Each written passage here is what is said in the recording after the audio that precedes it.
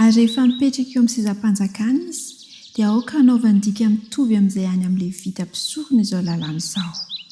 Ary eo akaikiny izany ka ho vakiany amin'ny andro rehetra iainany, mba hianarany atahotra an'i Jehovahandriamanina ka hitandrina ny teny rehetra amin'izao lalàna izao sy ireto didy reto ankatoavany azy. Deutéronomie 7:10, 9:20 ka 9:20. Mihodinkodina hatrany eo amin'ny tenin'Andriamanitra ny fianarantsika. Zava-dehibe io mihodinkodina eo amin'ny tenin'Andriamanitra io. Mamakafaka ahoana ny fomba fianarana azy, toe-tsaina manahoana ny tokony hianarana ny tenin'Andriamanitra, inona ny fotoana tokony hanaovana azy, aiza ny tokony hianarana ny tenin'Andriamanitra. Mbola tsy le tena votoatiny fa ilay mbola fampirisihana antsika mba hazoto handinika ny tenin'Andriamanitra. Ary izy io dia mampivelatra ny saina, tena mampivelatra ny saina ny fandiniana ny tenin'Andriamanitra. Rehefa mamaky ny Baiboly araky ny fitiavam-bavaka sy ny fanampiny fanahy masina isika dia tena misy hery lehibe mihitsy ampidirin'Andriamanitra ao an-tsaintsika. Io zany tsy hita hoe ho tantaraina na hoe ho hazavaina, fijoroana vavolombelona ny atao, hoe rehefa tena mamaky ny tenin'Andriamanitra ianao dia tena misy hery mahagaga mihitsy omen'Andriamanitra antsika. Fa ianao mihitsy no mila miaina sy manandrana an'izy io. Ambaran'ny tenin'Andriamanitra le manao hoe andramo ka izao fa tsara Jehovah. Ny témoignage, ny fijoroana vavolombelona ataon'ny hafa tsara ihany, fa ianao izaho mihitsy no mila manandrana an'io tenin'Andriamanitra io. Mahavariana ny saina ny famakiana maikamaika ny Baiboly, maikamaika vokatry ny hazakazaka. Itsika amin'izao vanim-potoana izao moa zany tena tratra n'ity rotoroto ity.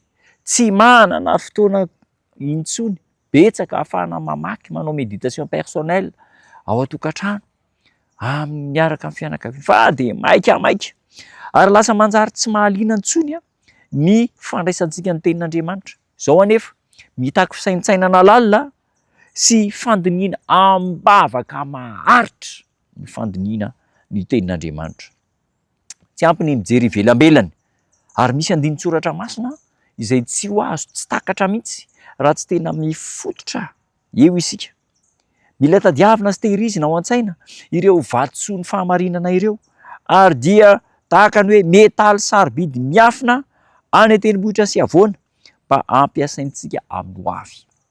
Ao anatin'ny tenin'Andriamanitra zany misy zavatra vakiana indray-mandeha dia mora azo, misy zavatra tsy azo raha tsy trandrahana lalina, misy karazan-javatra be dia be anetsinetsiny maro ao amin'ny Baiboly ao izay tokony ho trandrahantsika.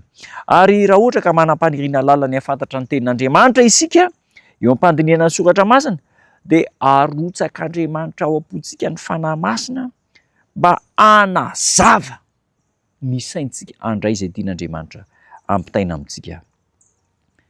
Ny Baiboly ihany no mandika ny tenany. Io le tenen'ny tenin'Andriamanitra hoe kely ety, kely ery. Izy ihany zany manazava ny tenany. Io fanazavana io dia tsy azo avy amin'ny fahendren'olombelona raha tsy ny fanan'Andriamanitra no mirotsaka antsetra eo amin'ny fanazavana. Itsika amin'izao fotoana izao miverimberina foana moa amin'izao fotoana izao, amin'izao fotoana izao. Fa tamin'ny andro taloha andinika ny Baiboly dia tena nandany fotoana lava mihitsy andinina ny Baiboly. Tamin'ny taloha tsy misy an'izany hoe concordance dia pihana fotsiny ny eto, manao recherche zany ao ny Baiboly dia manao recherche dia mivoaka ny fanazavana ary amin'ny andininy anankiray. Tsisy an'izany fa taloha dia izao tsy maintsy hoe mamaky hatramin'ny voalohany dia hita ity zany ny hevitry le ary amin'ny Apokalipsy, ity zany ny hevitry le any amin'ny Daniel, ity zany ny hevitry le any amin'ny Ezra, ity zany ny hevitry ny any amin'ny Matthieu. Fa amin'izao fotoana izao efa manana tombontsoa be isika ary aroty zany toe-javatra izany. Fa tandremo tsy ampivily antsika hivily lalana. Indraindray koa tsika lasa lavitra loatra ny fandiniana sy ny manam-pahaizana dia miseho azo manao tsy rambona ny hevitra marina tian'Andriamanitra ampitaina ao amin'ny tenin'Andriamanitra. Ao amin'ny Filipiana 4:12-13. Miasa ny tahotra sy ny ovitra hatanteraka ny famonjena anareo fa Andriamanitra no miasa ao anatinareo na ny fikasana na ny fanaovana hatanteraka ny sitrapony. Aoka hiasa ny tahotra sy ovitra andinika ny tenin'Andriamanitra. Ampitao Ina no tiany holazaina ery? Ahoana ny dikan'izany ety amin'ny testamenta vaovao? Fa Andriamanitra tsy miova, omaly sy anio ary mandrakizay. Noho izany, ny teniny koa dia tsy miova, omaly sy anio ary mandrakizay.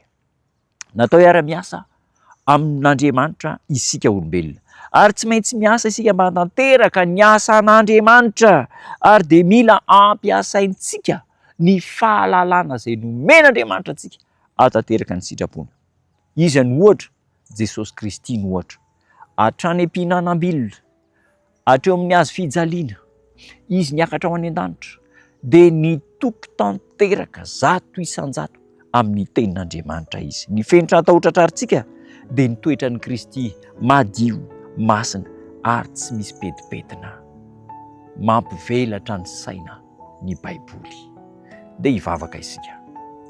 Ry Tompo tsara, misaotra anao izahay no niafatra omenao anay, mampirisika, manohana, mitarika anay mba handinika amin'ny fomba marina, amin'ny fomba masina ny teninao, ka tsy ho voafitaka izahay. Aren-tsarabidi nomenao anay, hitarika anao ny fiainana mandrakizay, ampirisio, omeo hery handinika isan'andro ny teninao.